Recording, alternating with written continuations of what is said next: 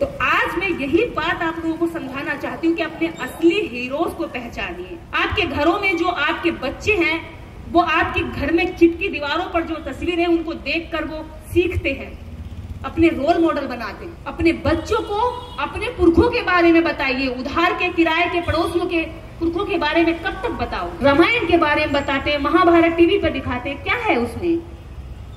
एक स्त्री का चीर हरण हो रहा है, लेकिन बुद्ध धर्म की किसी कथा में भी किसी महिला के आंचल को हटाने की कथा नहीं है कहीं। क्या पढ़ी है किसी ने? रामायण में किसी एक व्यक्ति के बाहर वाले के कह देने से राम का किरदार बताते हैं कहानी में कि वो अपनी पत्नी से अग्नि की परीक्षा लेता है, एक औरत को अग्नि में भेजता है। क्या बुद्ध धर्म में ऐसा है? क्या अम्बेडकरवाद में ऐसा है? क्या संविधान में ऐसा है? नहीं। अगर पत्नी चरित्रहीन है तो पति कोर्ट जा सकता, तलाक ले सकता, लेकिन उस आग में नहीं जला। अगर किसी लड़की ने किसी पुरुष को प्रपोज कर दिया कि मैं आपसे शादी करना चाहती हूँ, तो उसकी नाक नहीं काटी जाती, मना कर दिया जाता है, सॉरी आई एम एंगेज्ड, या मैं किसी के साथ हूँ, रिलेशन में हूँ। नाक तो नहीं काट सकते ना। लेकिन राम राज आया तो प्रपोज नहीं कर पाओगी, नाक काटी जाएगी। सुपर्णखा की नाक काटी गई थी, मना नहीं किया गया था, उसकी नाक काट ली गई थी। और हम उन किरदारों पर हंसते हैं, खुशी होती है, लेकिन आपको नहीं पता कि जो राक्षस दिखाए गए हैं, जिनके दांत बड़े बड़े हैं, सींग निकले हुए हैं, काले काले से हैं, वो राक्षस कोई और नहीं है। उन्होंने विलन के रूप में हमें दिखाया है, हमारे लोगों को दिखाया है, और हमें लगता है कि राक्षस को गिरा मारा। वो रूप बदलकर कहते हैं कि हम रूप बदल लेते हैं। जो फिल्मों में, नाटकों में, सीरियल में रूप बदलने का दिखाया जाता है, पुरुष एक सुंदर लड़की बन जाता है, तो जो रूप बदलने की बात है वो उनका बहरूपियापन है। अगर आप ताकत में हैं तो वो आपके पैरों में आ जाएंगे, वो बिचारे बन जाएंगे, और अगर आप कमजोर हैं तो वो आपके मालिक बनकर आपको लाठी की नोक पर घुमाएंगे।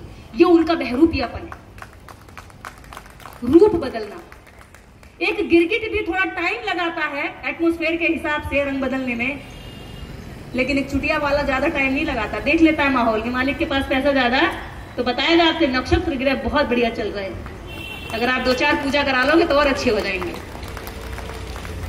हाँ, और हाथ देखेगा बताएगा लाली बहुत दुख है तेरे जीवन में, तू तो अच्छा कर रहा है सबके साथ, लेकिन तेरे साथ लोग बुरा करते हैं। अरे भैया, हर कोई आदमी खुद को अच्छा ही मानता है। बुरे से बुरा दुष्ट भी जो जेलें भरी पड़ी है ना, आप उन अपराधियों के पास जाना जिन पे अपराध साबित हो चुका है, उससे भी आप जाकर कहोगे ना कि भैया तुम तो अच्छे, तुम्हारे साथ ही बुरा करता है सब, तो वो भी कहेगा सही कह रहा, मैं तो बहुत अच्छा इंसान। वो भी ये नहीं कहेगा कि मैं बुरा इंसान हूं। 4 बातें जो आपको बताई जाती हैं, और एक बात आपके बीच में नफरत फैलाने का सबसे बड़ा फॉर्मूला क्या है कि तुम्हें किसी ने कर रखा, वो कोई आपका करीबी है। अब करीबी जो कोई दुख सुख में खड़ा हो जाता है, उस पर हम शक करने लग जाते हैं। वो हमारा कमबख्त अपने 1000-2000 रुपए लेने के लिए वो तो कर गया, दिमाग में कचरा भर गया, लेकिन यहां रिश्ते खराब हो गए। और बौद्धिस्ट होने की ये सबसे अच्छी पहचान है कि वो इन सब बातों में नहीं आता। बिल्ली रास्ता काट गई, चलते हुए किसी ने छींक दिया, कुत्ता आगे आ गया, कुत्ता रो रहा है, कितनी सारी उलझनों से एक बौद्धिस्ट बच जाता। कुत्ता रो रहा है तो कहेंगे कि कोई अशुभ है, कोई मरने वाला है कल को, क्या पता उसके पेट में दर्द हो, वो भूखा हो, उसको कोई तकलीफ हो, बीमारी हो, ये नहीं सोच सकते। क्यों रो रहा है, कहीं चोट लग गई हो, नहीं, उसके रोने से भी अपना मतलब निकाल लेंगे, शुभ अशुभ निकाल लेंगे। तो एक तार्किक और एक बौद्धिस्ट व्यक्ति बहुत सारी उलझनों से बचता है। भूत उस पे नहीं आते, प्रेत उसका कुछ नहीं कर सकते, और तो और 33 करोड़ देवी देवता उसका कुछ नहीं बिगाड़ सकते, जिसको कहते हैं कि उसकी बिना मर्जी के जी पत्ता नहीं हिल सकता। लेकिन एक अम्बेडकरवादी पूरे उस ईश्वर को हिलाने की ताकत रखता है जिसकी मर्जी के बिना पत्ता नहीं हिलता।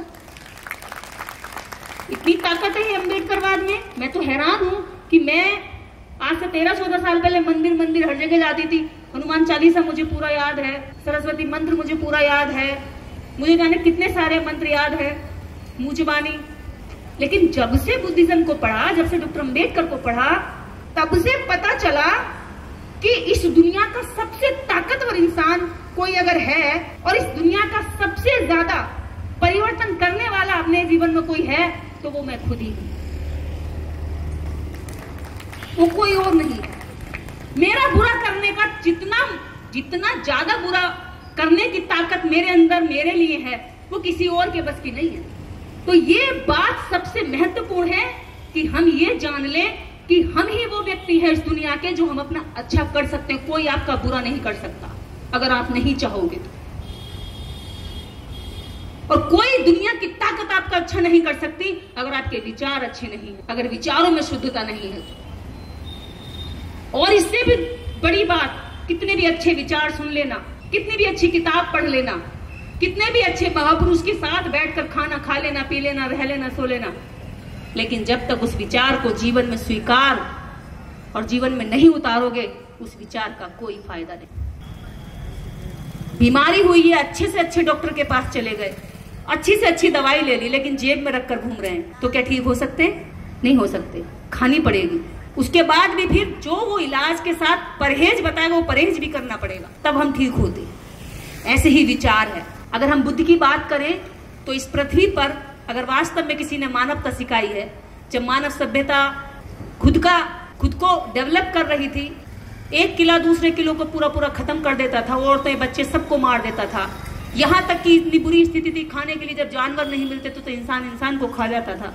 ऐसी स्थिति में बुद्ध ने मानवता का पाठ पढ़ाया और सबसे अच्छी और महत्वपूर्ण जो बात कही उस समय दुखों को देखकर, कि दुख है, वास्तव में है, लेकिन उसका कोई ना कोई कारण है।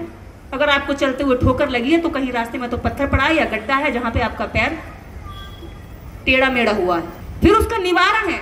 अगर वो गड्ढा पड़ा है तो आप उसको भरते हुए चलिए, अगर पत्थर पड़ा है तो हटाते हुए चलिए ताकि पीछे वाले किसी के न लग जाए। तो बुद्ध ने 3 बातों में दुनिया के सारे दुखों का निवारण बताया। दुख है, दुख का कारण है और उसका निवारण है। बहुत सारे लोग बुद्ध के बारे में बोलते हैं